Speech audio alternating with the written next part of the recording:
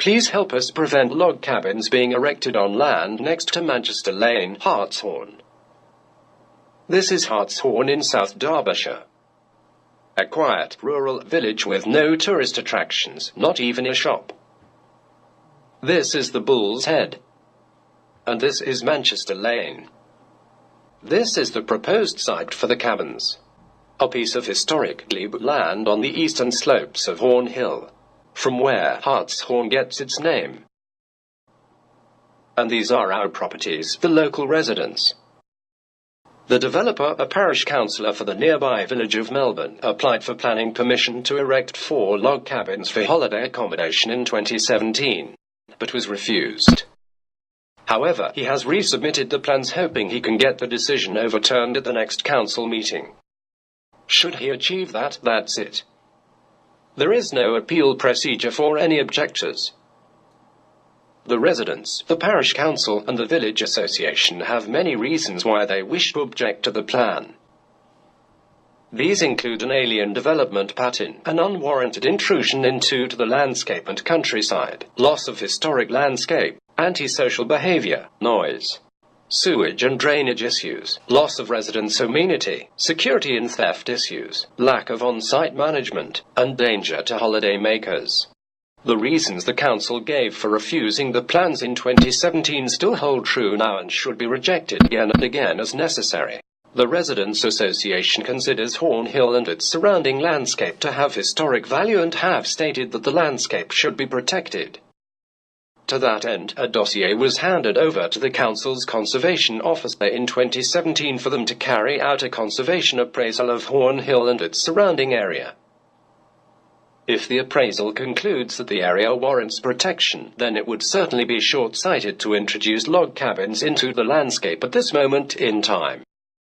The site is conflictingly located on the eastern slope of Horn Hill, whereas the ribbon of residential houses are all on the western side of the slope along Manchester Lane itself. The eastern landscape is currently completely open with undulating fields of crops. Not only is the site behind the existing building line, but the cabins will constitute an unwarranted invasion onto the eastern slope and its landscape. The residential buildings are each constructed of brick and tile. A group of prefabricated log cabins located amongst residential houses will jar badly with the building ethos and appearance of the area. The developers plan to erect 4 log cabins as holiday accommodation. Is a cynical use of bad legislation instigated by the National Forest that enables the development of holiday accommodation on sites where residential development would not be permitted. The National Forest Company itself admits it owns very little land and does not own any of the visitor centres or attractions. Nearly all the woodland is in the ownership of private and public sector landowners, where there is no public right of access. When you drive into the so-called National Forest, the first thing you notice is a lack of any forest. The amount of land available for the planting of more trees is reducing each year. And the grants that pay the landowners to plant and maintain the trees is no longer attractive enough to entice them to do so. The unwritten assumption is that the lettings will be for like-minded people with a love of the countryside and walking, well-behaved and possibly from rambling or associated clubs. The reality is more likely to be lettings for family celebrations, stagger hen parties with antisocial behavior, drunkenness, loud music, and noise into the small hours with no regard for neighbors. Well-managed sites such as centre parks and Roslyston forestry centre are well hidden within forests, not next to residential properties and open fields. Additionally, these sites have policies of no single-sex groups, noise curfews, and have resident on-site staff. We fear that board occupants will be left to their own devices in a non-holiday environment, surrounded by residents that don't want them there. Informative instructions such as "please respect the residents" will be of little consequence to those on holiday. Also, the total number of residents in the nearby dwellings is 16. With a full complement of lettings of 32 people, the local residents will be outnumbered 2 to 1. In such a small area, we do not feel this is acceptable. The company proposed to provide off-site management instructs its workers how to safely handle and dispose of needles.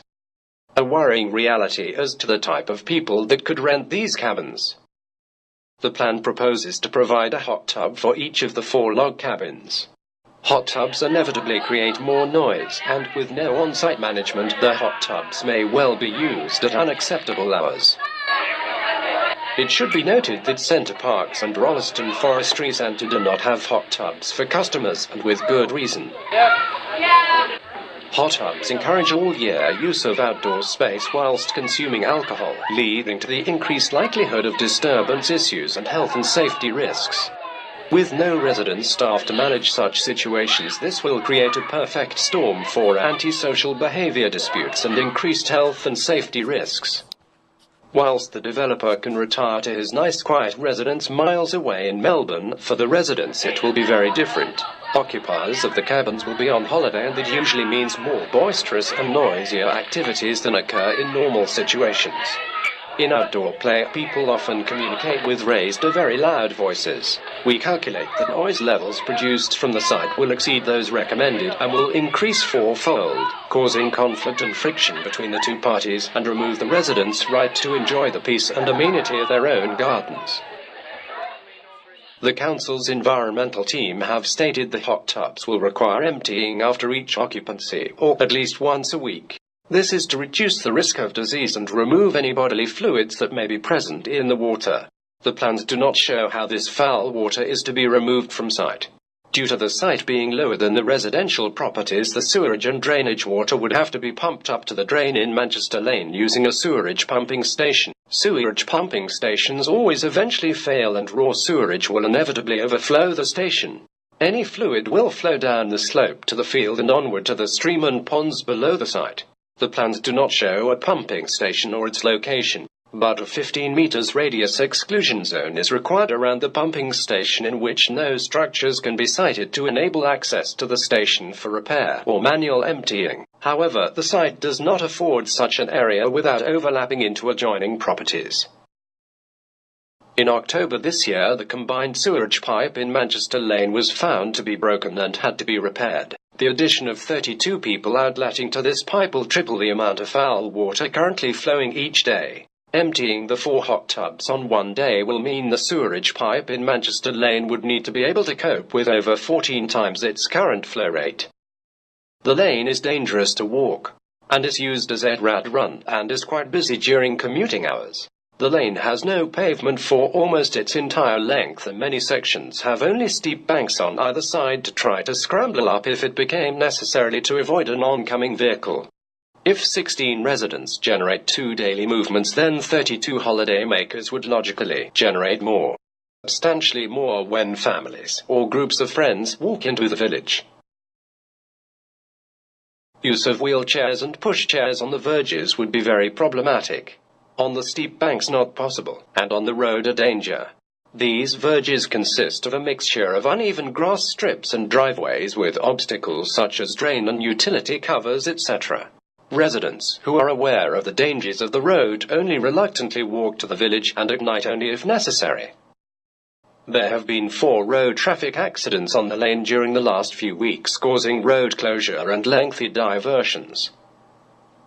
We fear that strangers who are unaware of the lane's narrow and winding nature, with several blind spots, will be at risk of serious accidents.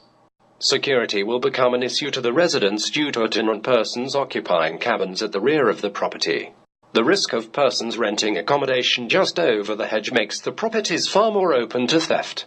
Finally, the parish council are aware of the strong objections of the residents of Manchester Lane and fully support their objections. It is a pity that the developer, a councillor himself, and some of the other councillors do not take into account the opinions or feelings of the residents. After all, they are supposed to be there to represent us. Please support us by signing our petition. Thank you.